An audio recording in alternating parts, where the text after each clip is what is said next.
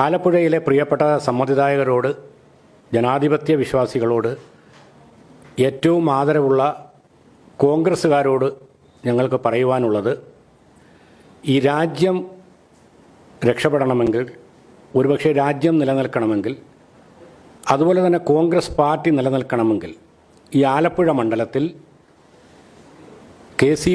വേണുഗോപാലിൻ്റെ പരാജയം ഉറപ്പുവരുത്തണം. അത് കേവലം ഒരു രാഷ്ട്രീയ പ്രേരിതമായ ഞങ്ങളുടെ ഒരു അഭ്യർത്ഥനയല്ല.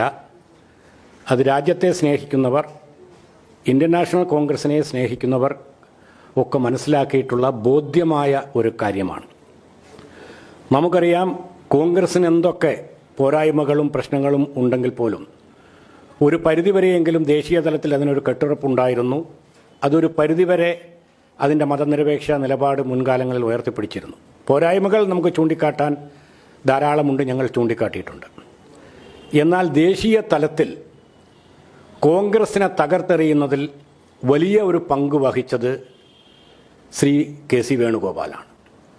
എന്നു മാത്രമല്ല, വടക്കേ ഇന്ത്യൻ സംസ്ഥാനങ്ങളിൽ കോൺഗ്രസിനെ കുഴിച്ചു മൂടുന്നതിൽ കെ.സി. വേണുഗോപാൽ വലിയ പങ്ക് വഹിച്ചിട്ടുണ്ട്. അതിലേറ്റവും പ്രധാനം 2019 തെരഞ്ഞെടുപ്പിൽ നിലവിലെ രീതിയിൽ, സമാനമായ രീതിയിൽ ഒരു മതേതര ചേരി ഐക്യപ്പെട്ടു വരാൻ എല്ലാ സാധ്യതയും ഉണ്ടായിരുന്നതാണ്.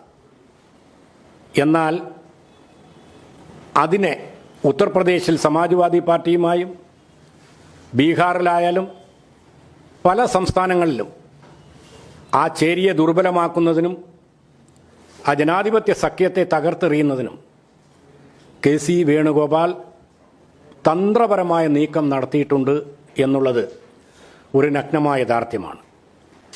കോൺഗ്രസിനെ ഈ നിലയിൽ ദുർബലമാക്കുന്നതിൽ വലിയ പങ്ക് വഹിച്ച ഒരു നേതാവാണ് ശ്രീ എ.കെ. ആന്റണി.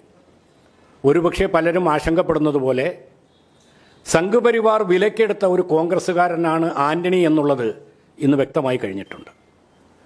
സമാനമായ മറ്റൊരു ആന്റണിയാണ് കെ.സി. വേണുഗോപാൽ എന്ന് കാലം തെളിയിക്കാൻ പോവുകയാണ്.